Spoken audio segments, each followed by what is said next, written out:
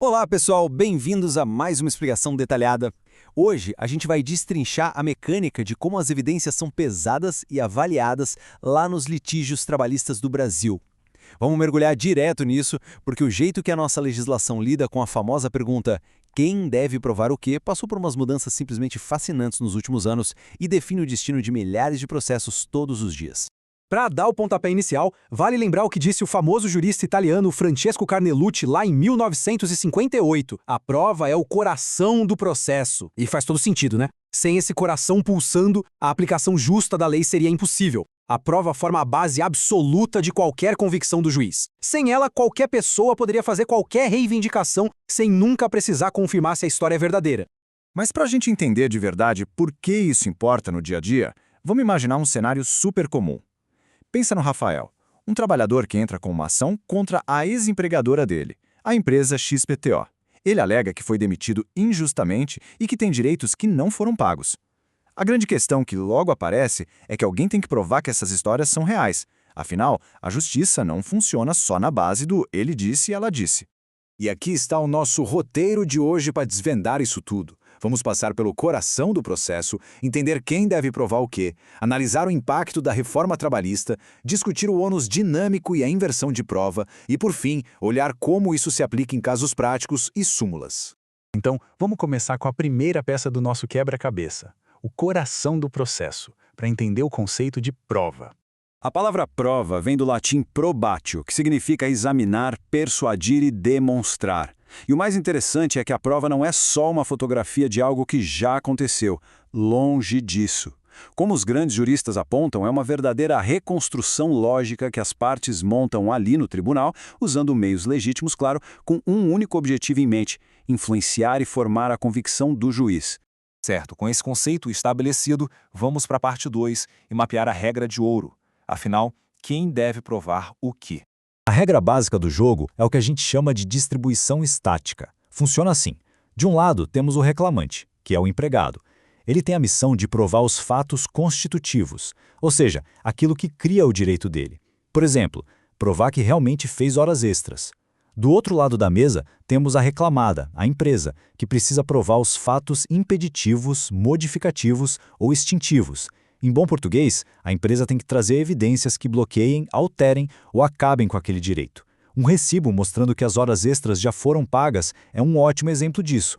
Avançando para a parte 3, vamos dar uma olhada em como o cenário legislativo evoluiu com a reforma trabalhista. Historicamente, o cenário jurídico no Brasil era um tanto nebuloso nesse ponto. Antes de 2015, a CLT era super vaga sobre essa distribuição do ônus. Aí os tribunais acabavam pegando emprestadas as regras do processo civil.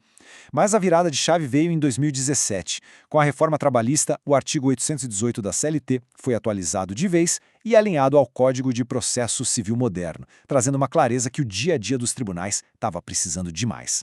E os impactos desse novo texto foram imensos. Ao distribuir formalmente esses papéis na própria lei trabalhista, a segurança jurídica aumentou muito. Acabou aquela adivinhação.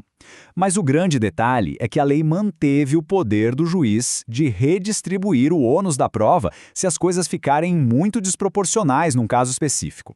Só que agora, para fazer isso, o juiz precisa fundamentar a decisão detalhadamente. Isso garante que a balança continue equilibrada no mundo real. Mas regras rígidas demais às vezes causam problemas, o que nos leva ao ponto 4, ônus dinâmico e inversão. Pois é, aplicar as regras estáticas no automático pode acabar sendo injusto, já que a relação entre empresa e trabalhador é desigual por natureza. Aí que entra o princípio da aptidão para a prova, o famoso ônus dinâmico. A lei permite que a responsabilidade de provar mude dinamicamente para quem tem mais condições de produzir a evidência sem muito sufoco. Faz todo sentido. Se a empresa tem todo o maquinário, o setor de RH e os sistemas de ponto, é infinitamente mais fácil para ela produzir um documento do que para o trabalhador. Mas calma lá, porque essa inversão tem limites bem rígidos. O juiz não pode simplesmente jogar a bomba para o outro lado se isso for criar a temida probatio diabólica, a famosa prova diabólica. A lei proíbe expressamente inverter o ônus se isso for tornar a defesa de uma das partes impossível ou excessivamente difícil, como pedir para provar que algo genérico nunca aconteceu. O equilíbrio tem que ser sempre mantido. Para amarrar todos esses conceitos, vamos ao nosso quinto e último ponto, casos práticos e súmulas do TST.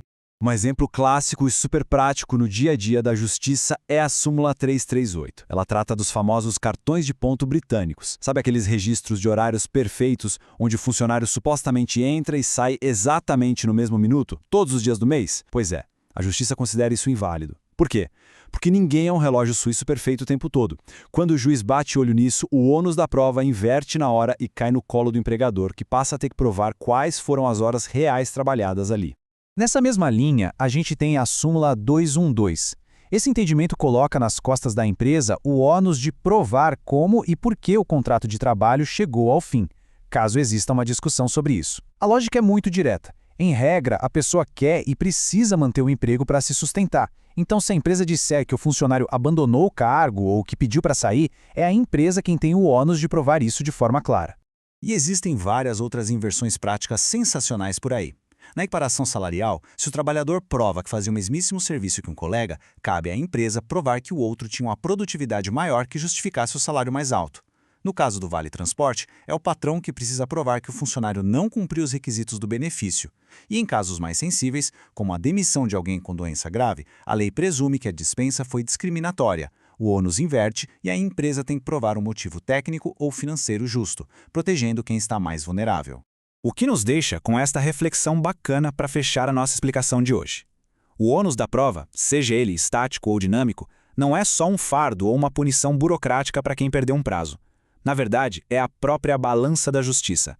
É a ferramenta principal que o sistema usa, com muita sensibilidade, para tentar aproximar ao máximo o resultado que sai ali no papel da realidade nua e crua que aconteceu no chão de fábrica ou no escritório.